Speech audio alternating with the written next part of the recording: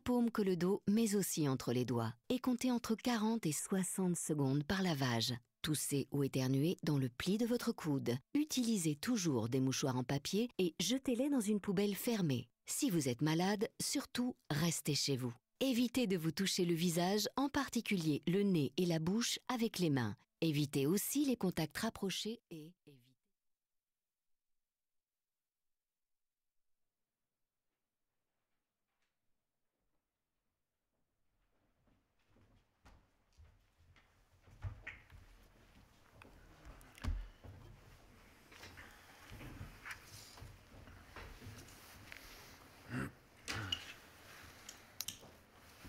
Mesdames, Messieurs, bonjour. Bienvenue pour ce point de presse quotidien. On est vendredi, j'espère que vous vous portez bien, que vos proches se portent au mieux. Je vais tout de suite céder la parole à Stefan Van Gucht pour une première information sur l'évolution de la pandemie en Belgique. Goedemorgen iedereen. Het is weer tijd voor de cijfers. De voorbije 24 uur werden er 490 patiënten opgenomen in onze ziekenhuizen met COVID-19. 183 patiënten mochten onze ziekenhuizen verlaten. Dat brengt het totaal aantal patiënten die momenteel in onze hospitalen opgenomen zijn op 3042. 690 patiënten bevinden zich op intensieve zorgen. Dat is een stijging met 85. En 498 patiënten worden beademd. Dat is een stijging met 78. De voorbije 24 uur werden jammer genoeg 69 bijkomende overlijdens geregistreerd. Dat brengt het totaal aantal overlijdens in België tot nu toe op 289. Het gaat voornamelijk om mensen van hogere leeftijd. De voorbije 24 uur werden 1049 patiënten positief getest in het laboratorium. Dat waren er 772 in Vlaanderen, 131 in Wallonië, 137 in Brussel en 9 van onbekende origine. Dat brengt het totaal aantal labo-bevestigde gevallen in België op 7284. Wij hebben recent bericht gekregen vanuit de faculteit diergeneeskunde in Luik dat zij een infectie hebben vastgesteld met het nieuwe coronavirus bij een kat. Het ging om een kat die samenleefde met een eigenaar die besmet was met het virus. Die kat had nauw contact met haar eigenaar en heeft een week nadat de eigenaar symptomen had ontwikkeld, heeft de kat ook symptomen ontwikkeld van diarree, braken en ademhalingsmoeilijkheden. En onze collega's van de faculteit diergeneeskunde hebben het virus in de uitwerpselen van die kat teruggevonden. Het Federaal Voedselagentschap heeft dit ook onderzocht en heeft hierover een advies uitgebracht van hoe belangrijk dat is en wat we daar kunnen aan doen. Ik denk dat het belangrijk is om te vermelden dat dit om een alleenstaand geval gaat, dat we geen indicaties hebben dat dit iets is wat vaak voorkomt. Het is ook belangrijk om te melden dat in dit geval de kat eigenlijk het slachtoffer is van de infectie bij de mens. Het is een infectie die in principe niet van dier op mens overgaat. Het gaat hier over overdracht van mens op dier. Dus we achten het risico ook voor mensen zeer klein. Maar er zijn wel een aantal richtlijnen gepubliceerd op de website van het Federaal Agentschap voor de Voedselveiligheid, wat we kunnen doen. In de eerste plaats om onze huisdieren te beschermen wanneer we zelf ziek zijn. Het is ook belangrijk om nog eens te onderstrepen dat het virus kan overleven in de omgeving, zeker op gladde voorwerpen van plastic of van metaal. Dat kan enkele uren zijn, maar dat kan ook tot enkele dagen zijn in functie van de temperatuur. Hoe kouder het is, hoe langer het virus kan overleven. Het is daarom belangrijk dat we steeds denken aan onze handhygiëne. En het is ook belangrijk, zeker in openbare ruimtes of op bedrijven, dat men eraan denkt om regelmatig gladde oppervlakten die vaak aangeraakt worden door verschillende mensen, om die te ontsmetten. Denk aan klinken, knoppen van liften, leuningen. Dat is altijd een goed voorzorgsprincipe. Dank u.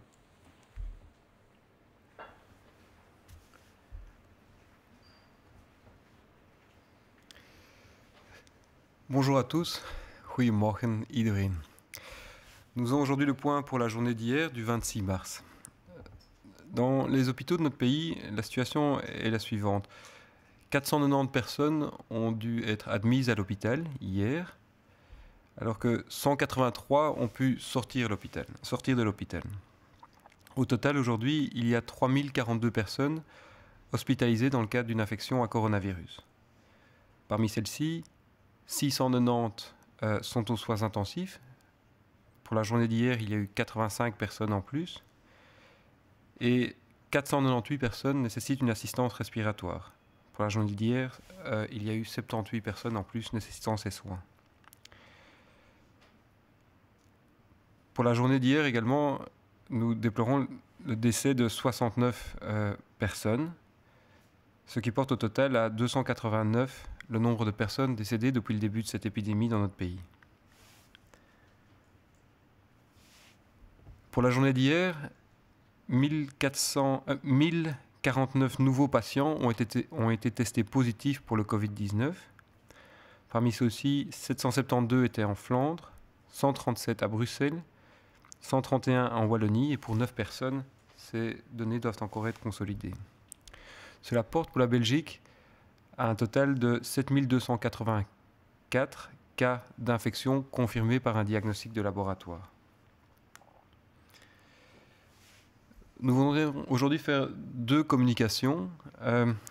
La première concerne le fait que nos collègues de la faculté de médecine vétérinaire de Liège ont pu mettre en évidence qu'un chat d'une personne qui était infectée par le Covid-19 avait été infecté par son maître et donc a développé des symptômes et une infection qui était confirmée.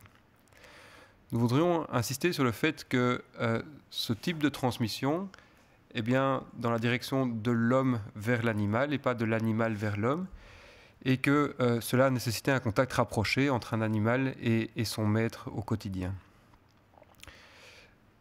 C'est également un cas isolé, donc ce n'est pas la règle, mais les autorités ont proposé d'adopter une série de précautions, certainement pour les personnes qui seraient infectées et qui auraient un animal de compagnie chez eux. Il n'y a donc pas aujourd'hui de raison de penser que les animaux peuvent être vecteurs de l'épidémie dans notre société. Une autre question qui est régulièrement soulevée est celle du temps de survie du virus dans l'environnement. Eh bien, le virus, quand il est dans l'environnement, quand il tombe sur une surface, peut survivre de quelques heures à quelques jours. Le temps va dépendre du type de surface, de la température, etc. Mais en règle générale, ce virus peut donc rester sur les surfaces. Et c'est pour cette raison-là que, comme nous ne pouvons pas agir sur ces événements extérieurs, nous devons agir sur la façon de nous protéger. Et la façon de nous protéger, c'est toujours de se respecter l'hygiène des mains, de se laver les mains très régulièrement quand on est sorti de chez soi, par exemple, et quand c'est possible, de nettoyer les surfaces. Et certainement les surfaces qui sont publiques, qui sont touchées par beaucoup de personnes. On pense notamment dans des endroits qui sont fréquentés par encore beaucoup de personnes, de faire attention au clinge de porte, à des surfaces que beaucoup de personnes touchent. Et donc tout ça, ce sont des mesures qui vont permettre d'éviter de la transmission via les surfaces. Voilà.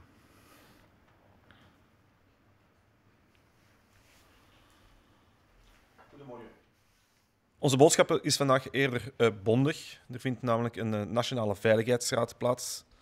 Op aangeven van de experten zal de Nationale Veiligheidsraad beslissingen nemen over de maatregelen in strijd tegen het coronavirus. We begrijpen dat iedereen zo snel mogelijk op de hoogte wil zijn van deze beslissingen. We zullen u na de Veiligheidsraad zo snel mogelijk informeren via de officiële kanalen. Onder andere de website van het crisiscentrum, crisiscentrum.be, ook de sociale media, maar u kan ook de berichten volgen in de pers. De beslissingen zullen ook via mail verzonden worden naar alle geregistreerde inwoners, naar alle geregistreerde personen op BiAlert. Ben je nog niet ingeschreven? Doe dat dan nu via de website www.bi-alert.be. Zo wordt ook jij persoonlijk geïnformeerd van deze beslissingen. De huidige maatregelen hebben een belangrijke impact op ons sociaal leven. Tijdens het weekend uitziet dat nog sterker. Op vrijdag kunnen we geen pint gaan drinken met onze vrienden, op zaterdag kunnen we niet gaan voetballen en op zondag is het niet mogelijk om op de koffie te gaan bij onze grootouders. Dit is voor iedereen een moeilijke situatie, maar we hebben nu eenmaal geen andere keus. We roepen ook iedereen op om niet creatief aan de slag te gaan met de maatregelen. Respecteer deze strikt. Dit is de enigste manier om deze situatie beheersbaar te houden. Ook al heb je de afgelopen 2 weken de maatregelen strikt nageleefd en voel je je totaal niet ziek, is het belangrijk om jouw cirkel van sociale contacten zo klein mogelijk te houden. Hou dit vooral vol. Enkel zo kunnen we erin slagen om de verspreiding van het virus te beperken. Dit wil uiteraard niet zeggen dat er geen manieren zijn om in contact te blijven. Heb in deze moeilijke periode aandacht voor de meest kwetsbaren in onze samenleving. Een telefoongesprek, een klein berichtje of zelfs een kaartje betekenen in deze periode heel veel. Het is nu dat we moeten volhouden.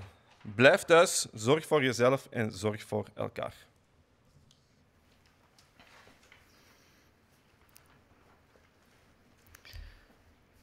Notre message aujourd'hui sera assez bref parce que, comme vous, nous savons qu'il y a cet après-midi un Conseil national de sécurité qui va se réunir. Et sur base des analyses et des recommandations des experts en matière pandémique, ce sera le Conseil national de sécurité qui prendra des mesures éventuellement, qui adaptera, on verra, et qui prendra en tout cas les mesures les plus adaptées dans le cadre de cette lutte contre le coronavirus. On comprend bien sûr que chacun souhaite être informé le plus vite possible des décisions qui sont prises, afin de bien les comprendre et de pouvoir bien les appliquer. Comme nous l'avons fait ces dernières semaines, nous allons informer le plus rapidement possible des décisions prises via les canaux officiels. Consultez le site web du centre de crise, centredecrise.be. Suivez nos médias sociaux. Suivez également les journalistes, les médias traditionnels qui vont vous informer certainement des décisions prises. Mais nous allons aussi vous informer plus personnellement des décisions en utilisant le système BiAlert. Pour ceux qui sont inscrits au système BiAlert, vous avez déjà reçu directement et plus personnellement les décisions qui ont été prises par le Conseil national de sécurité. Mais nous allons le faire encore aujourd'hui. Si vous n'êtes pas encore inscrit au système, c'est très simple, vous pouvez y aller maintenant. Allez sur le site web www.bialert, donc c'est be-alert.be, et vous pourrez vous inscrire pour recevoir personnellement les informations utiles. On le constate avec vous, les mesures qui sont prises pour l'instant ont vraiment un impact important sur notre vie sociale, notre vie de tous les jours. Et ce week-end sera d'autant plus difficile. On ne pourra pas aller boire un verre avec nos amis, on ne pourra pas aller jouer au foot avec d'autres, et on ne pourra pas non plus aller prendre un café avec nos grands-parents. C'est peut-être difficile, mais c'est maintenant qu'il faut tenir bon. C'est maintenant qu'on doit respecter cela pour pouvoir ensuite en profiter davantage. Mais aujourd'hui, on n'a pas le choix. On appelle vraiment chacun à essayer d'éviter toutes les idées créatives pour essayer de ne pas respecter la règle. Ces mesures sont difficiles, mais c'est la seule façon que nous avons maintenant pour garder la situation sous contrôle, pour que ce soit gérable pour nos hôpitaux, pour nos professionnels de santé. Si depuis 2 semaines, vous avez déjà respecté ces mesures et que vous ne vous sentez pas malade, il faut tenir bon. Ce n'est pas le moment de flancher, il faut continuer. Vous devez continuer à limiter les contacts dans votre cercle social. C'est la seule manière, comme on l'a déjà dit, de limiter la vitesse de propagation de ce virus. Mais ça ne veut pas dire que vous ne pouvez pas renforcer vos contacts avec vos proches. Dans cette période difficile, ayez une attention plus particulière justement pour les personnes les plus vulnérables, pour les proches. Par exemple, en passant un coup de fil, en envoyant un petit message, ou bien en envoyant une carte ou une lettre. Ces petits gestes, aujourd'hui, comptent énormément. C'est donc maintenant qu'il faut tenir bon. Restez chez vous, prenez soin de vous et prenez soin des autres. Merci. Nous allons passer maintenant aux quelques questions que nous avons reçues pour cette conférence de presse. Je tiens à préciser qu'on a reçu ces dernières heures aussi beaucoup d'informations, ou de questions en tout cas, nécessitant des chiffres et des précisions peut-être plus scientifiques. On les a reçues, on va les étudier et on va essayer de revenir au plus vite pour vous donner d'autres informations plus précises, mais ça prend peut-être un peu plus de temps que de répondre ici directement. Envisagez-vous de dépister toutes les personnes dans les maisons de repos ainsi que le personnel soignant? Donc, nous savons que les personnes dans les maisons de repos, le personnel soignant sont des personnes qui sont soit particulièrement exposées, soit particulièrement à risque d'être exposées ou à risque de développer des complications.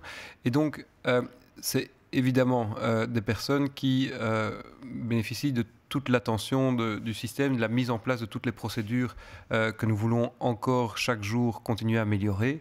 Et donc, oui, des systèmes de surveillance plus systématiques de l'infection chez ces personnes est quelque chose qui est dans notre système et qui est en train d'être mis en opération.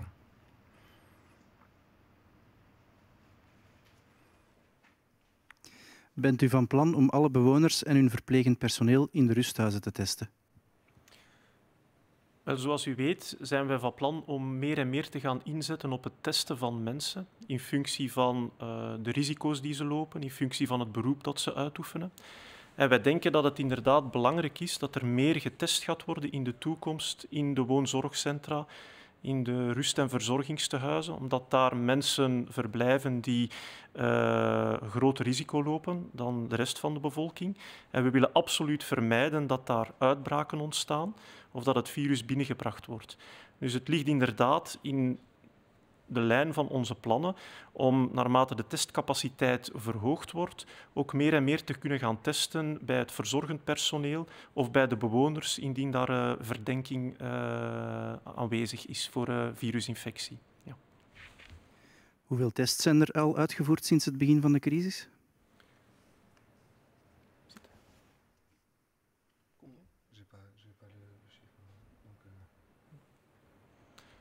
Vraag zullen we morgen beantwoorden.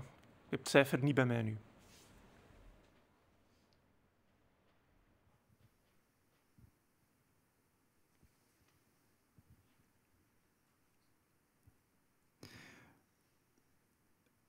Combien de lits sont encore disponibles en soins intensifs pour les patients Covid-19? Est-il possible d'augmenter la capacité dans les prochains jours? Donc, en ce qui concerne le nombre de lits de soins intensifs, il y a et le nombre de lits Covid. Nous avons une capacité dans le pays aujourd'hui de 2081 lits. Parmi ceux-ci, 690 sont actuellement occupés.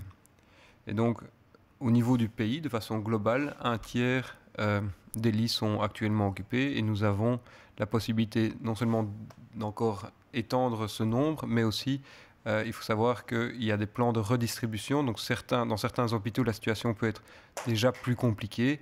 Et donc à partir de ce moment-là, des patients peuvent être réorientés dans d'autres hôpitaux.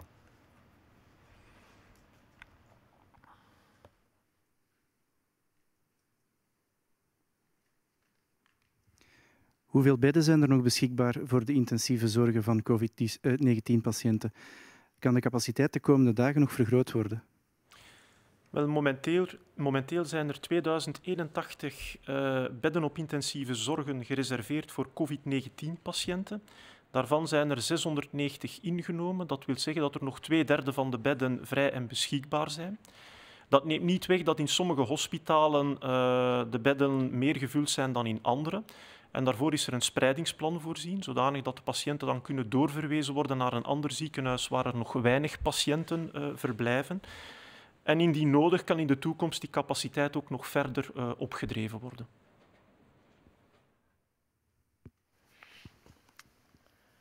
Alors merci à toutes et tous.